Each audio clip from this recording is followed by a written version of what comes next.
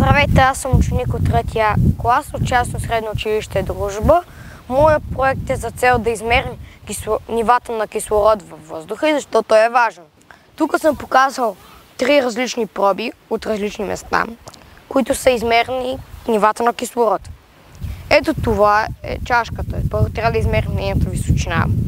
След това да измерим височината на водния стълб и да разделим височината на водния стълб на височината на чашката, да умножим по 100% и ще използваме уред, който за по-бързо пресмятане и ето тук ще получим дадения резултат. Той е важен за околната среда, защото ако примерно на едно място има много малко кислород, ние може да измерим по този начин кислорода и да разбереме, че това място му трябва проветряване или да изведем някое растение навън, за да се влезне кислород през него.